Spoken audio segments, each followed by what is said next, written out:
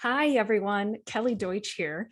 Welcome to our next episode. I'm very excited to have you all joining us today because I have with me my good friend and colleague, Emily Kerpelman. And Emily is a certified personal development coach. She's an IFS practitioner, and she's also a new mom. And Emily and I both love to use this model called IFS, Internal Family Systems. Emily uses it in coaching for personal development, and I love to use it both in spiritual direction and in coaching like executives and other people in leadership roles. But it's probably my favorite tool to use in internal work. It just has such a profound and clear way of framing your inner world that I have not found another tool like it to get quick results. To use it for permanent healing, for spiritual growth, working on trauma, or just in your own day-to-day interactions, like, man, why do I kind of freak out on my husband like that? Or why do my kids manage to, push all of my buttons? And IFS speaks of this internal family that we have within, all those various parts and voices that we have that like to chime in and sometimes take over.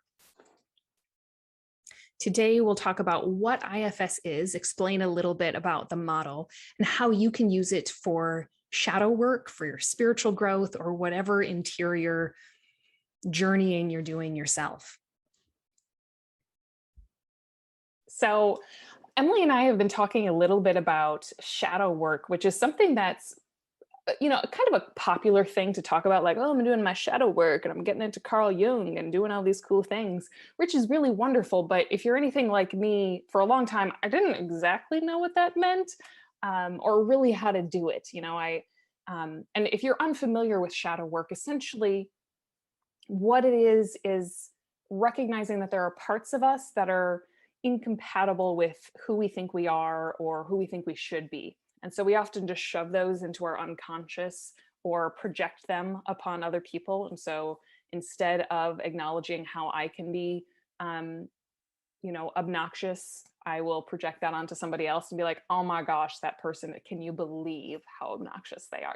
And so I project it onto everyone else because it's easier to hate in someone else than to hate in ourselves and to deal with those propensities that we have. So shadow work is really doing a lot of interior excavating and welcoming home all those parts of ourselves that sometimes have some ugly sides, and hopefully freeing them to turn down the volume a little bit so that maybe your hypercritical perfectionist part can really just become an amazing performer, and help you do wonderful things in life. So taming them or helping them release their full potential is a lot of what shadow work is about. And internal family systems was something created by the therapist Dick Schwartz. It's such a helpful framework for understanding how our interior world is set up. And so both Emily and I have used it extensively in coaching and spiritual direction, and even just in our own personal work unaccompanied. And so we'd love to share with you today a little bit about what IFS is, what it means to have an internal family, and how we can use it to do shadow work and find that freedom that we're all looking for. So, Emily, I'd love to hear a little bit, if you want to share some of your backstory around how you encountered IFS and why it was powerful and why you like to still use it today. Of course. So I started out my IFS journey as a client. My mother-in-law is a therapist in IFS, and I was going through a whole overhaul basically in my life. Was a musician many years in Los Angeles and just felt like there was something missing. And as I was starting to do more internal digging, it was really awesome. My mother-in-law was an IFS therapist, and she actually started to talk to me about IFS, and it was like a light switched on in my head. There was so much that made sense about the model to me, especially when considering my own internal world. It's a really compassionate model, and it helps us to look at those shadows, right, in shadow work, and bring them to our consciousness, and to be able to do that safely and with love. So really, it's a really respectful model. It's really looking at our systems and how we are structured inside, um, and allows it to be that way if it needs to be, but then offering the hope that it doesn't have to be this way. Like I suffered from pretty severe anxiety and have anxiety attacks driving down the freeway to my music sessions, and it was really terrifying. And I learned that I kind of was living in this constant state of anxiety because I had a part that was on alert all the time for danger, what it sensed was danger, right? And it can be a really like a fight or flight response. And I was in constant, just this buzzing state. And I didn't know that until I started doing IFS. Completely changed my life and turned down the volume, as you were saying, uh, of this intensity of needing to protect myself and keep myself safe with others.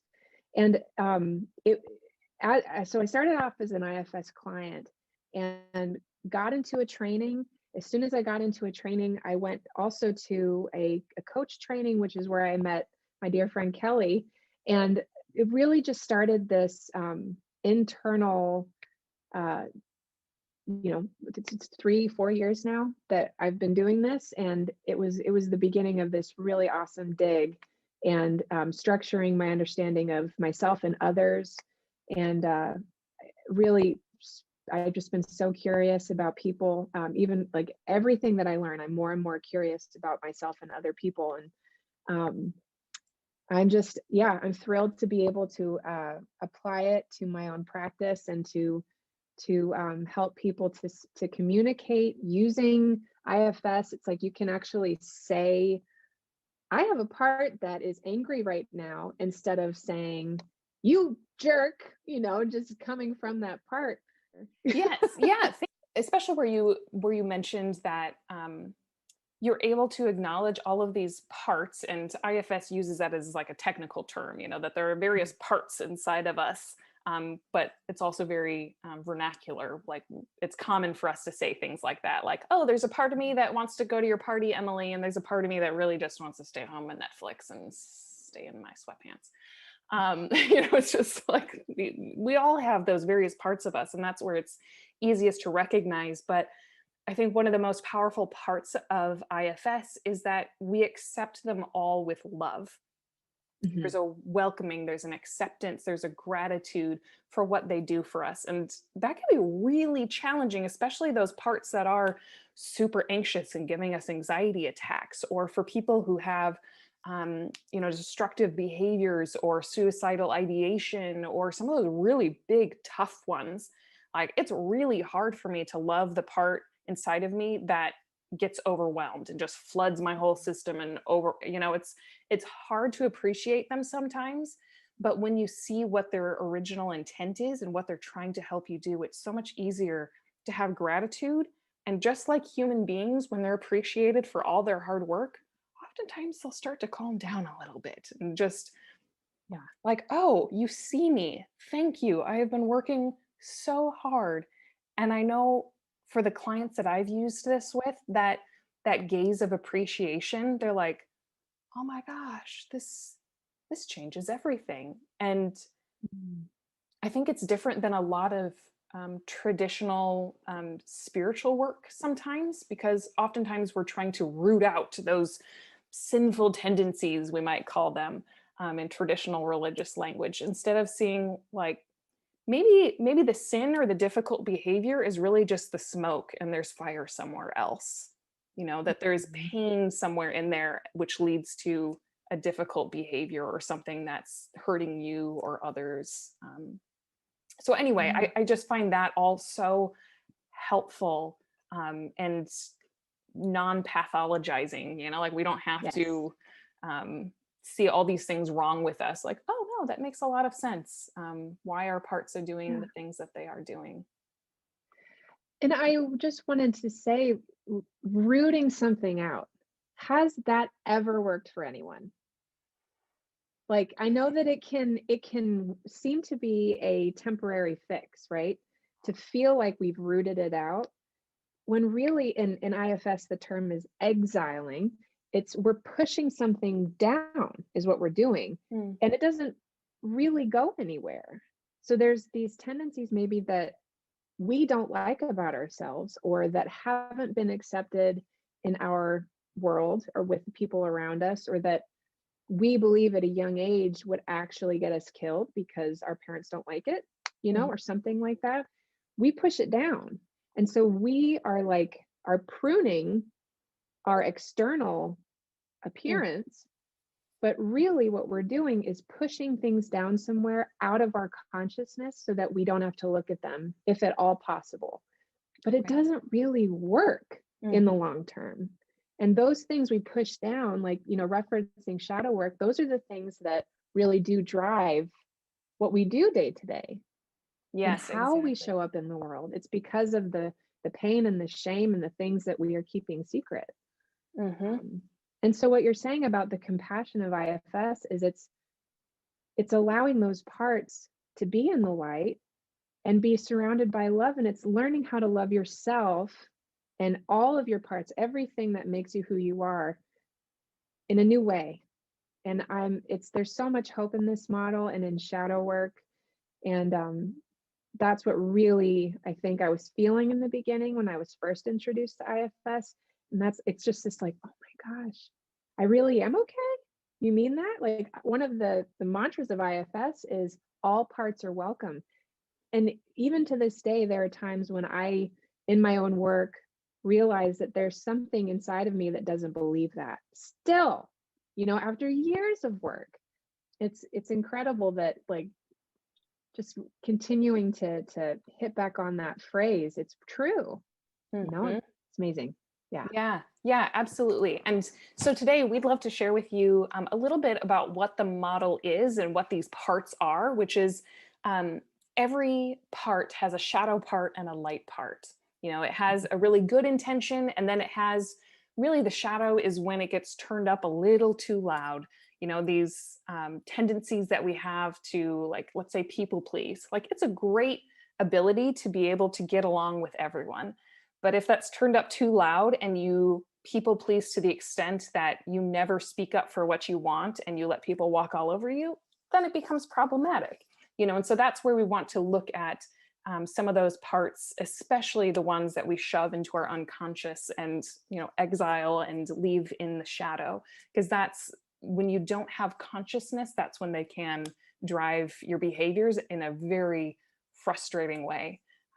All of those Mhm. blind spots. So we'll share with you a little bit of what the model is, um, and hopefully be able to explain it in a way so that you can also use it for your own personal shadow work. And we'll do a short exercise meditation at the end so that you can use the model with us together. And our plan is then to do another session where we can do a fuller demonstration, um, and see how that all looks. So we're excited to dive in because I found IFS to be the most clear and concise and maybe even advanced way to do inner work, at least for me personally and what I've seen with the people that I work with. So I'm excited to share it with you Mm. all. Where do parts come from? And what are the various parts that we have within us? How do these develop in the first place? And what does it mean to have all of these little family members running around inside? Emily, how would you answer that?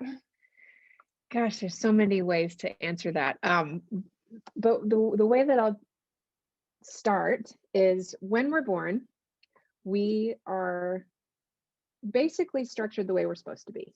We have which will something we'll get into a little bit, I think, toward the end, but we are born with the self, which is more like a seat of awareness.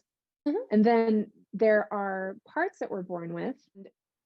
These parts are very innocent. That we're kids, and uh, as we grow, we start to learn that certain parts of us aren't welcome, or that certain parts they carry certain beliefs about what it means to be this way, right? Like, if I'm loud in class, that's bad.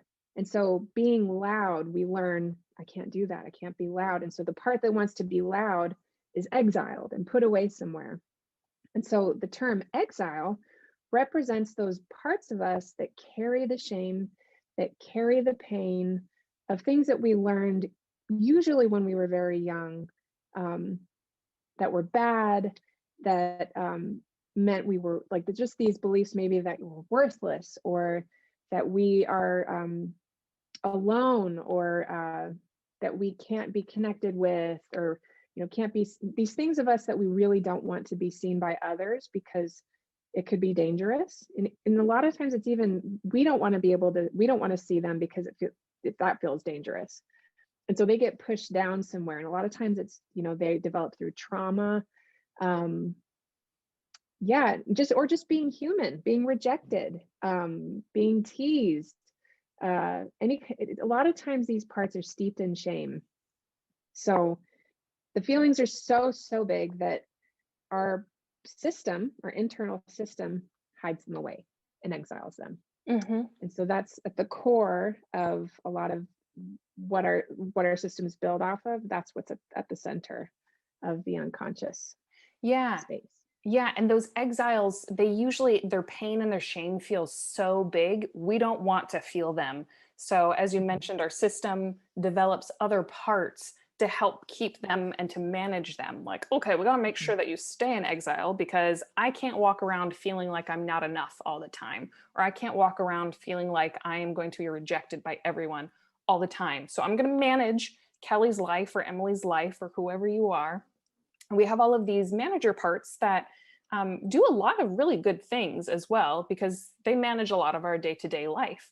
But they manage our schedules, they manage our reputation, our self-esteem, our pain, all of those things. They're just constantly trying to manage and keep under wraps. And so, there are a lot of managers that many of us share in common. Most of us have an inner critic manager. We have a people pleaser manager.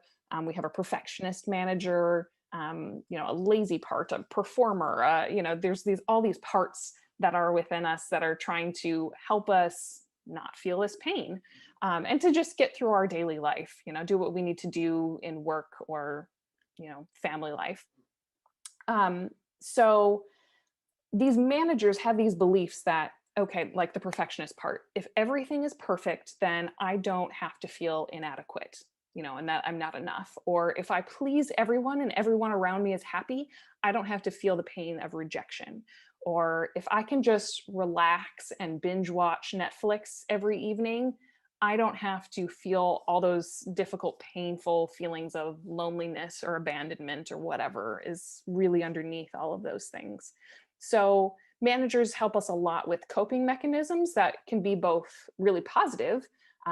Like, again, we said the perfectionist can also help us perform well. The lazy part, which can sometimes just binge watch Netflix for hours on end, can also really just help us unwind at the end of the day. It just depends on how loud that volume is turned up on them.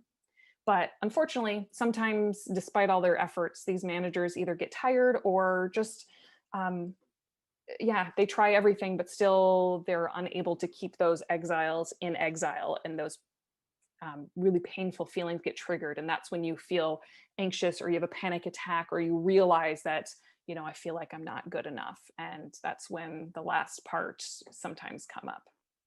Yeah. So yeah, like you said, managers, they have these really brilliant strategies. A lot of the time they work.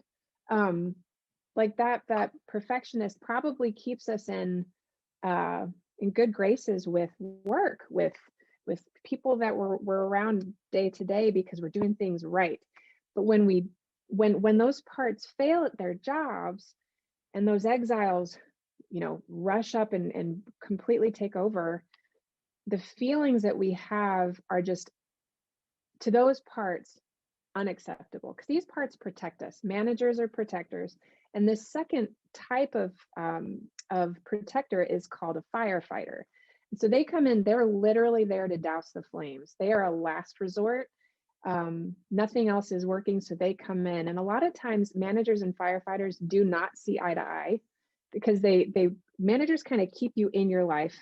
They keep you kind of going from thing to thing, functioning in society. And firefighters, it don't matter.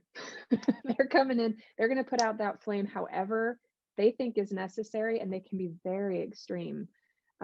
So like addictions, alcoholism, it can be something that's really big. It can be, suicidal ideation. It can be cutting. It can be anything that offers relief, and it can be extreme, but it can also be like a complete shutdown. So, I know in my own life, when I have been super flooded by an exile, there is a shutdown that happens. Just this feeling of, I don't care anymore. I'm not not connecting with anyone. I am a one person island.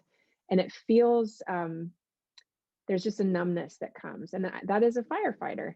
And they can be present in more subtle ways, even though they're kind of like, they're acting to put out the flames, but it really just can be a Netflix situation also, where you are just completely disconnecting and just absorbing television, instead of being in day-to-day life. But yeah, the firefighters come in to douse the flames. That made me think of Emily and I have done sessions together, and I have a part that is a firefighter that is a very amiable firefighter, if you will, and I've named him Sgt Glare, because he kind of comes in and just like kind of glares in my face so that I can't see anything behind it, anything else that I'm trying to access, any earlier parts of me, any pain, anything else. But he's just kind of like this laconic, sergeant who's just like, all right, time to move along, like nothing to see here, and it just, but I feel nothingness when Sgt Glare comes in, and I'm a very visual person, so my parts tend to show up with kind of characters that I can see inside of me, which I find kind of entertaining. Absolutely. And sometimes we notice our parts simply as a bodily sensation, like a tension in my abdomen, or I feel kind of a emptiness in my chest, or it might feel or have a sensation of a color or an emotion, or there's many ways that we feel them. Just to give, looping back, the example of a firefighter, like sometimes we don't have the extreme firefighters of, like I have some really intense or destructive addictions, but even those are trying to do something good for your system. Like they're trying to prevent you from feeling this overwhelming pain. And so they're trying some other last ditch effort, which again, as Emily said, your managers aren't often a fan of. They're like, what are you doing? Like, this is not helpful. But again, the firefighters don't care. They're just trying to put out the fire in any way that they know how. And so again, that's where you can see the shadow and the light of each part inside of us. They all have a positive intent, but sometimes the way that they go about achieving that is no longer useful. Right. And just again, touching on in doing this work, I time and time again am amazed at how complex our systems can be and how brilliant they are. Like, you have survived this long because of your parts. Like, they have gotten you through so much life. And going into session with clients, like having an appreciation for their parts is paramount. Like, that is so important, because and having respect for them, and it's when it's genuine, because in doing my own work, I was able to do that. But then when I'm looking at someone else's system as a practitioner, it's like, wow, your part does that for you. Like, it's I have a part that developed from childhood that I call the mind reader. I'm like, it's incredible what this part can detect. But again, like, what the parts that are around that, and like what they do in response to what I discover about others, can be kind of damaging for me. Or it was in my past. It led to anxiety. But just like being able to slow down and really look at each of these parts, even the ones that are cutting someone, right? Like, that is so extreme. There is such value in what they're trying to achieve for you as a person. And yeah, I'm just amazed by parts. Yeah. Yeah. So there's really, I like to say that there are three goals of doing your inner work, whether you call it shadow work or something else. Really, first of all, I would say it's freeing these parts to respond to the present moment. I once heard someone say that there's no such thing as overreacting. We're just reacting to things that are outside the present moment. Mm. That's what it means when we're triggered, right? We're responding, if Emily says like, I don't like the way your hair looks, um, I might, instead of saying like, well, whatever, like you don't have to look at it every day, and laughing it off, I might be triggered by that because maybe when I got a perm when I was in kindergarten, the entire class made fun of me, and I felt such shame over that. And so instead I feel all of a sudden, shame or kind of like panicky, I need to get out of here or whatever. It's the same thing that happens when you're at work and your boss says something or even looks at you in a way that somehow your interior remembers that from childhood or from somewhere else in life. You might not even know why you have a reaction that extreme, but we get yanked back to the past. Like your body remembers. If you haven't read the book, go read The Body Keeps the Score by Bessel van der Kolk. So good. How all of these things get entrenched in our nervous system and our muscles, and how even if our conscious minds don't remember, our bodies do. And so being able to free all of these parts that often get stuck in earlier experiences and ways of adapting, because, maybe this part was, 5 years old and got made fun of in kindergarten. And the only way that it knew how to cope was to withdraw and hide, like make myself invisible, or Mm. whatever it was. And oftentimes that same part still functions today as if we're five and I don't know how to stand up for myself like an adult. And so instead I just make myself invisible, or whatever those parts do, um, were things that they knew how to do at that stage in life, and often don't recognize that we're mature adults that have a self that is infinitely compassionate and curious and confident and whole. That's that true self that the mystics talk about. That's that center point where we're one with the divine, and that's the place where healing comes from. Yep. And you were talking about the self. So leading with true self is another goal of IFS. So that's like, this what I had said earlier was it's a seat of awareness, but it's also just you have infinite resources when you're in this space. And I just want to emphasize the fact that it isn't parts are bad and self is good.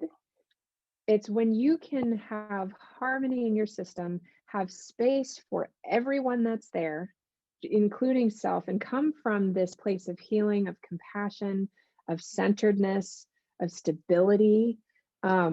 And when you're engaging with your parts, uh, there's infinite possibilities, and they're all good. And you can be present in your life and hear from your parts. Like, let's say there's a part that gets angry. You can hear from that part because if it's angry, it's for a reason, and you can honor it by speaking for it. Instead of us getting completely enmeshed in all of these parts and systems that have established to protect us, it turns out there really isn't a need for that when self is present. Mm. And it's such a relief.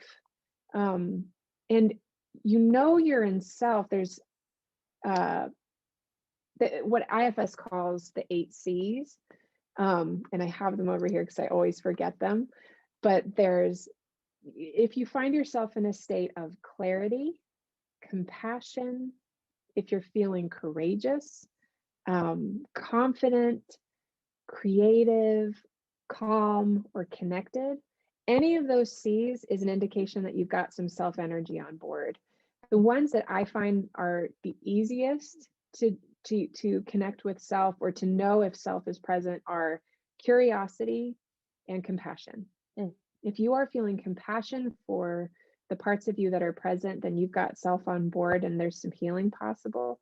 Or if you're curious to know more, curiosity is a great way, especially as a practitioner. Like, and I think, Kelly, you mentioned that a lot of your audience work with people as healers, having curiosity about another human being is incredible, and encouraging that curiosity in them as well is like, it can do really good things. And that's a quality of self with a capital S. And being able to access, as you said, that curiosity in your own self is what allows for our own inner healing. Because Mhm. what is so common for most of us is that we'll look at some difficult part of us, like the part of me that, well, I'll take the Sgt Glare, for example, that I can just get really frustrated with because, okay, I'm in a session, I've set aside time, I'm paying for, whatever coaching or therapy, and we're trying to access this exile or part of me, and all of a sudden Sgt Glare comes in and just like won't let me go any further. And there's another part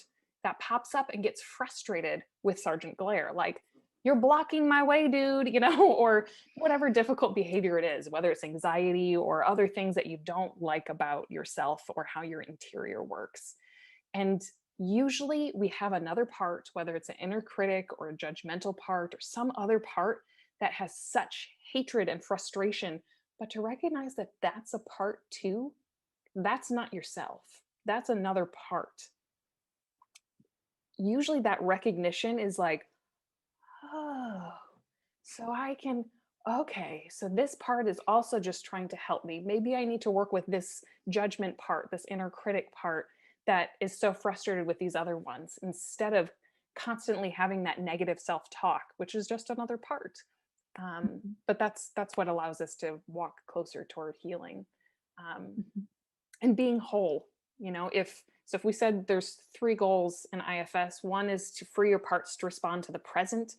Second is to be able to lead with your true self, that core of who you are. And the third is just to be whole and allow again, welcome all of the parts, which is really the goal of all spiritual work. It's ego transformation. So parts, another word for parts in psychology world is just ego states. So your ego has all of these different ways of adapting to the world and learning to cope and navigate people's expectations and all of those different things happening in life, and just existential liminality, all the uncertainty that exists. There's so much there that our ego has to figure out how to help us with, just like your anxious part that was kind of hyper vigilant, like, am I safe? Am I safe? Am I safe? And that's how our bodies were built, right? It's like our brains are checking multiple times a second. Am I safe? Am I safe? Am I safe? Are you safe? Is this environment safe?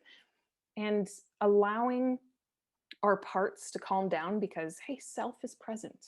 We are okay and we're going to be okay. And we can use all of these parts, free them to find their light side. What is their positive intent? So that all of these parts can be called upon. I think you use the word like getting them in harmony. I like to think Mhm. of it like an orchestra. Like, okay, I'm not exiling any of these parts. I'm not getting rid of my perfectionist or my inner critic. I'm just allowing it to play the part that it needs to play in this orchestra and call upon it.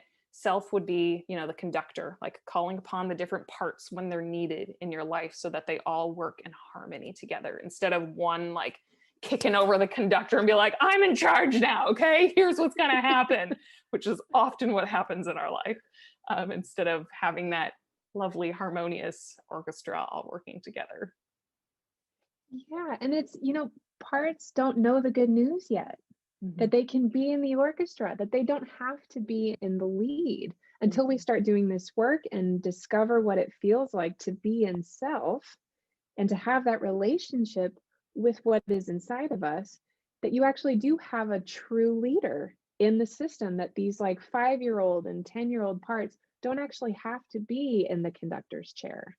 They Mhm. can play the instrument they were meant for. They just don't know that that's possible yet. Like that, creating that hope for someone and showing them that it's true. It's always true. Every person has a self. Mhm. It like it doesn't matter what you've suffered, how many systems have developed around trauma, the self is there. You have everything you need inside of you. Every client you work with has what they need inside of them to do the healing that is, in my experience, permanent. Like, what other model can say that? Like, I have permanent change that I have experienced through my healing. And Mm.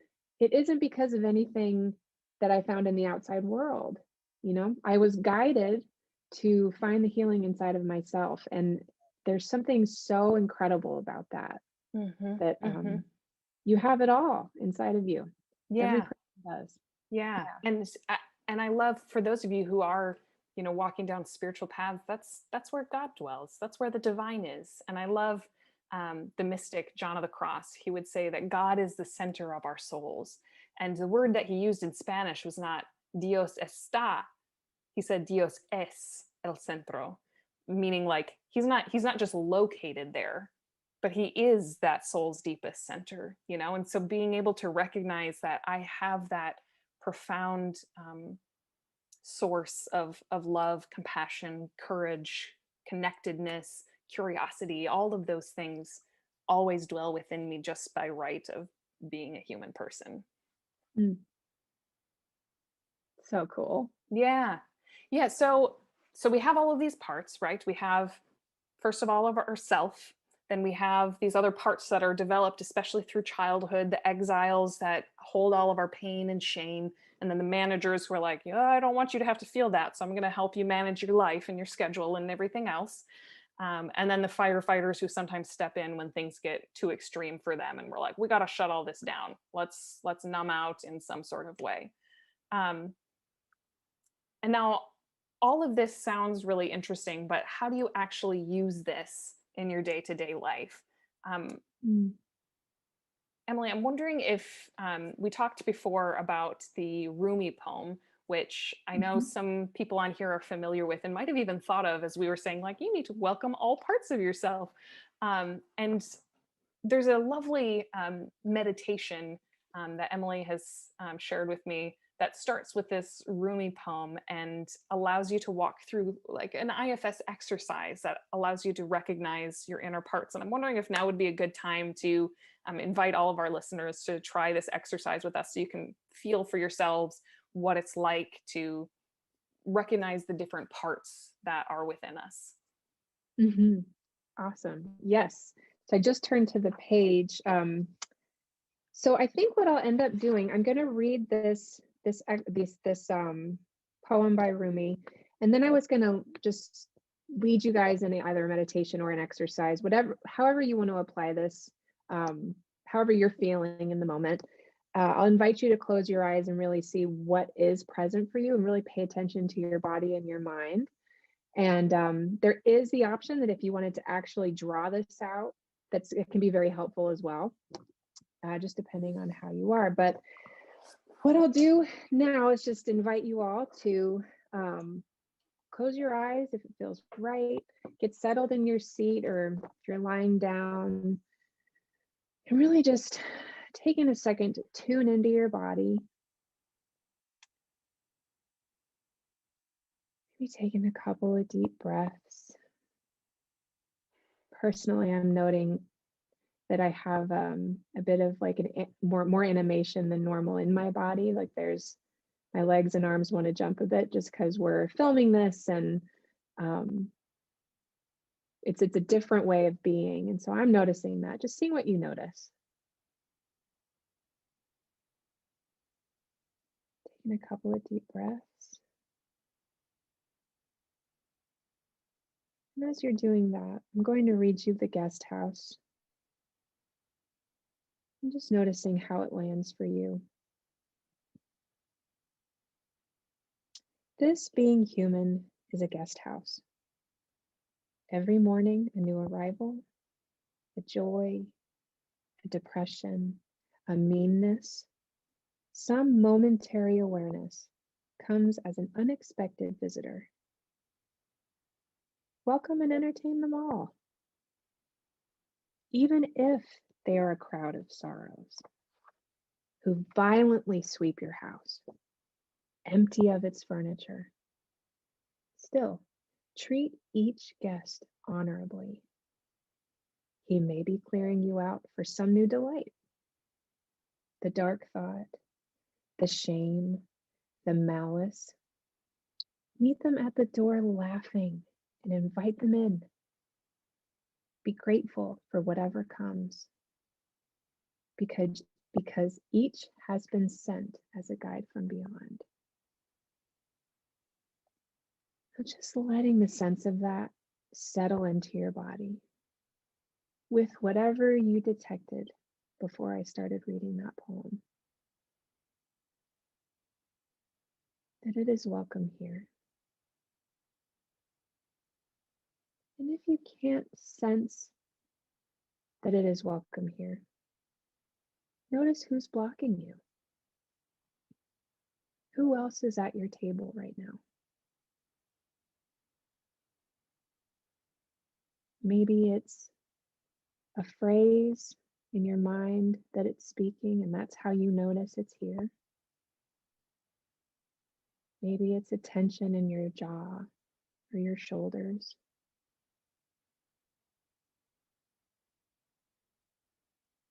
Just welcoming any part that's here to sit at the table with you. And if it feels right, taking a seat at the head. Seeing if these parts can separate from you to give you a view of who they are.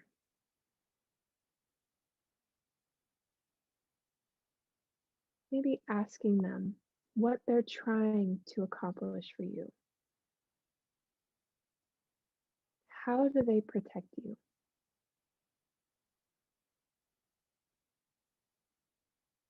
How important is their job?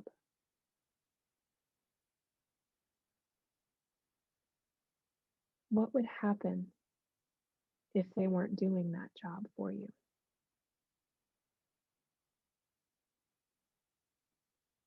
And just see what comes in response.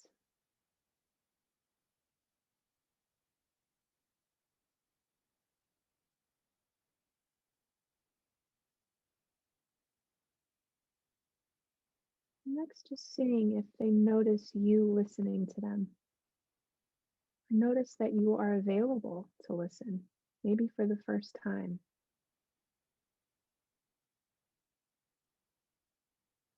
That you are inviting them in, and that you are not afraid. If there is fear, welcome them to the table. See if there's anything they need you to know.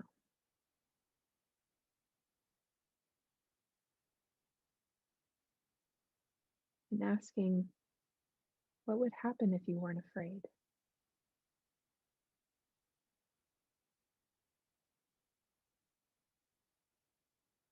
Maybe just taking a moment to notice everyone who has shown up to your table today.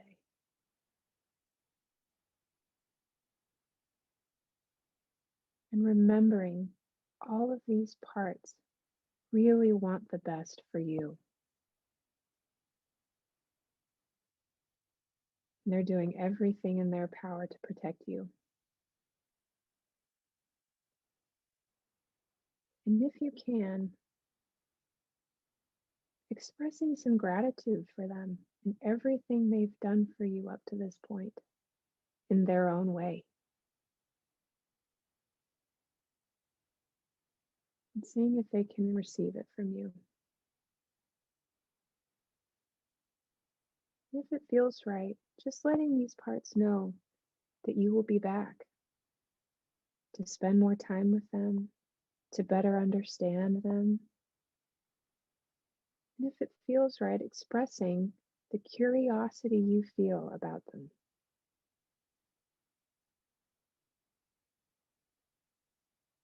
When it feels right, just slowly coming back to your body, to the room you're in, taking a moment to wiggle those toes and fingers. Maybe extending your breath just a bit as you slowly open your eyes.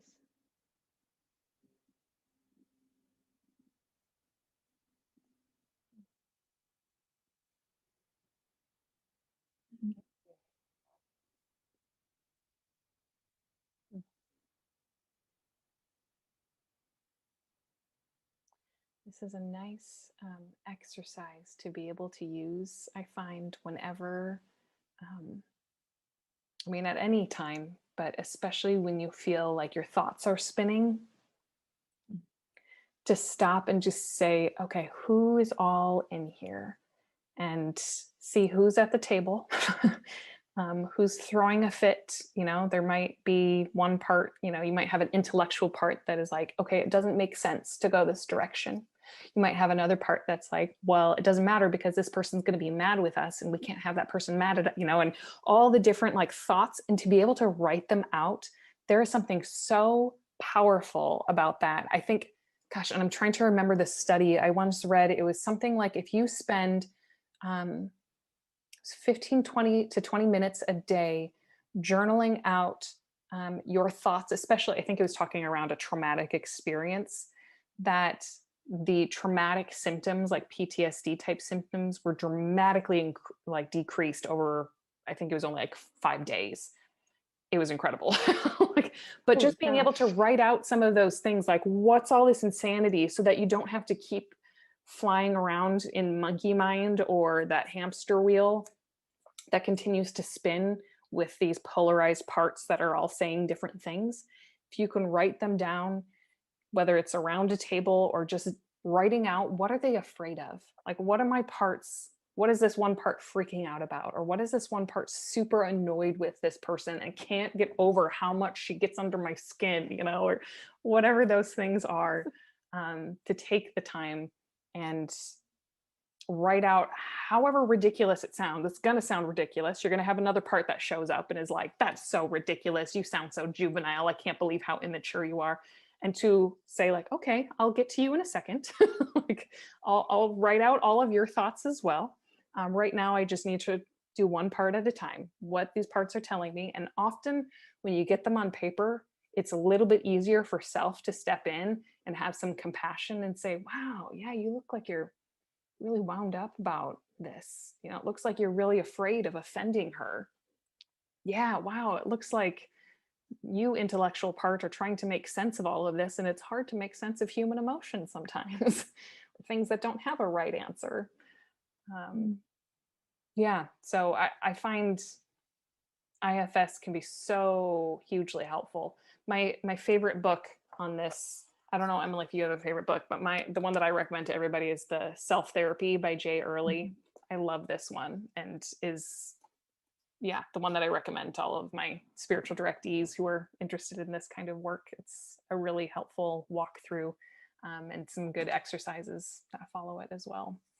If you're wanting to do some of this shadow work and free your ego, it's, again, all these ego states that need transformation, because your ego is not going away. Like, your parts aren't going away. It's just finding a way to free them, so that they aren't constantly tripping us up and driving our behavior without us realizing it. Mm. Yeah, I think that's the hardest part, is when we're like, why did I do that? Like, why Right. didn't I stand up for myself, when so and so was talking over me at work? I mean, how many times, living in the corporate world in the Midwest, especially, where it's dominated by white male baby boomers, and how many times I'd get interrupted as a young woman, even if I was like, Mm. had a seat at the table. And sometimes, I'd be like, excuse me, like, can I finish, please? But so many times I didn't, and afterwards a part of me would beat myself up, like, why did I do that? It's like, oh, well, because I have another part that's been conditioned to just like, okay, well, it's not nice for you to interrupt, even if they interrupted you. Just let them speak and people please, and whatever. Yeah. But being able to work through those things of like, why did I do that? Well, they're Yeah. parts. And I'm curious, like, how different of an experience that was for you, and just in that example, to just be living it, right? That this is like those steps that you discussed, just living them. Like, I didn't speak up, and you're beating yourself up, and that was just who Kelly was, versus bringing that into your awareness from the dark to the light, Mm, and maybe having a better understanding of the motivation, right? Like mm, what you just said, that this is a part that was conditioned, and probably because there's the, I'm going to assume here that there is a real possibility of shame. There's risk in speaking up in front of grown-up men, right? And of course, in our society, that's going to exist, but having an understanding and a compassion, curiosity about those parts that behave in that moment, how that changes the experience, right? Because then it's like the beating up doesn't actually happen there that is so directly to a person when they're able to have distance from that part. It's like Mhm. there is a part that wants to beat me up right now because it wants me to be fill in the blank. Mhm. So just having distance, what a different experience life can be. Mhm.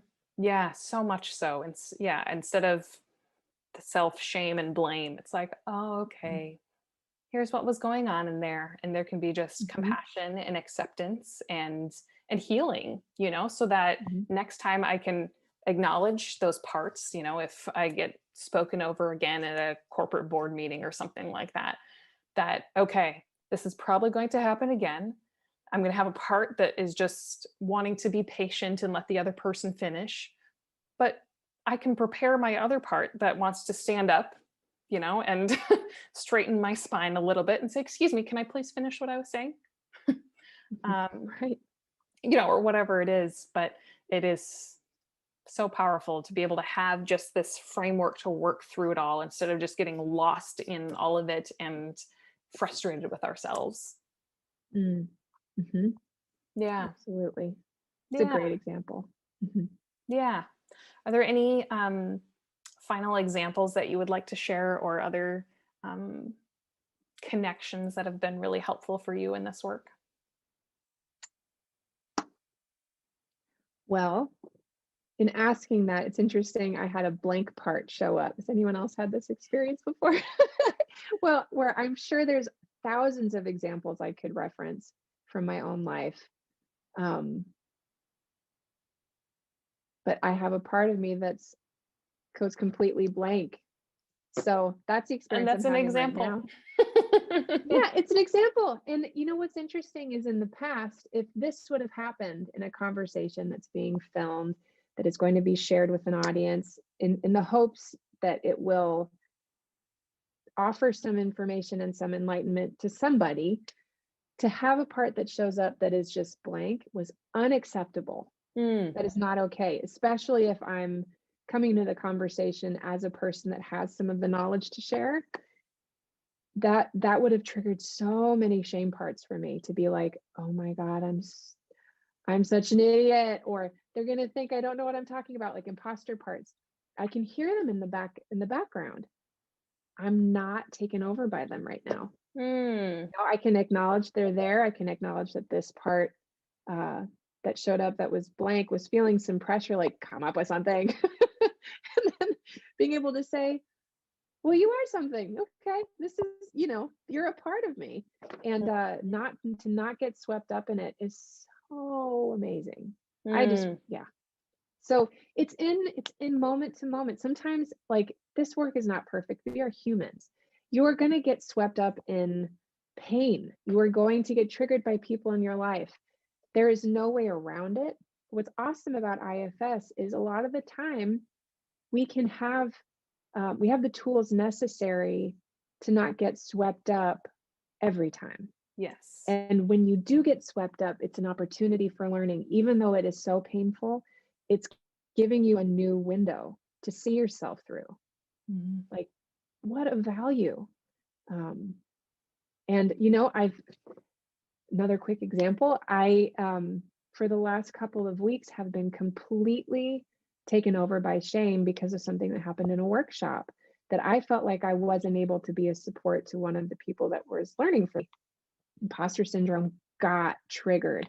And also some parts of me that are from my childhood that are more codependent, that feel like I'm responsible for someone else's feelings.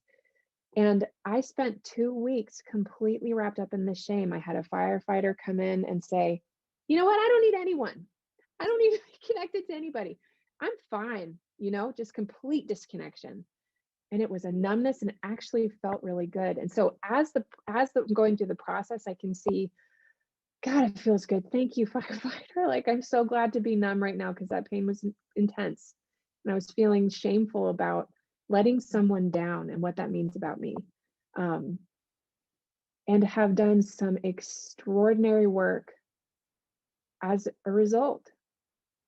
Mm. And just, being human does not okay, being human means having pain. And it is such a teacher, and it sucks. Uh, but yeah, I finally, multiple sessions. So just to give people an example of like what it is to be human and doing this work, multiple sessions with the shame. Finally had one on Sunday where there was, like a light bulb went off. Mm. There was this piece that I was missing completely that Mm. just fell into place. And how earth shattering that can feel. And Mm. then the world is still moving, Mhm. and that is the power of IFS and this work and having these tools, is you can experience the same pain with hope and with a different perspective. Mm. Mhm. Mm. Mhm. Yeah, yeah, and I love even just as you shared that um the demonstration for us of how you were able to separate yourself from these other parts. Like you could see that they were in the background and they're like, but maybe you're an imposter. And you're like, yep, I see you back there. Like, but I Mhm, don't have to, I don't, IFS calls it not being unblended from those parts, mhm, like I don't have to be blended and let that imposter blending would essentially be that image that I shared of like kicking over the conductor and being like, I'm in charge here. And this is what we're all going to feel right now, And so you don't have to allow that syndrome to come in and conduct the entire orchestra and take over and flood you with those feelings. You can see it there in the orchestra pit, like, yep, I see you down there and I see you really want to take charge right now, but I've got this. Like, this is okay. mhm, We're okay. Actually, we're mhm. safe. And that's all Yep. self. That's self being the conductor and being able to Yeah, help those other parts so that they don't have to feel triggered and they can continue playing the parts that they play in the orchestra. exactly. And maybe it's just an awareness that I've got this, even though in your body you may not feel it at the moment because a part is completely taken over and it's like you're shaking with it. But there's self-awareness. The seed of awareness can be way back here somewhere saying, just write it out. I've got you, and knowing that i- Mm-hmm. is the difference. Mm-hmm. That it isn't forever. Absolutely. That's so powerful. We're not always able to have distance from those reactions or to not be triggered or to have these parts flood us with their emotion, but to be able to accept even that while you're there, to have that self be like, hey, you know what? It's gonna be okay. Like you're feeling this way now. I have to do that all the time with like some health issues that I have. Oh man, Mhm. random mysterious things that sometimes pop up. And I just have to say, like, this is just today. This is just how I'm feeling right now. And it won't be forever. I'm going to be Mm. okay. Wow. So much patience that comes in there, especially with something like physical pain. When you said that, like I had a twinge in here, just how challenging that can be.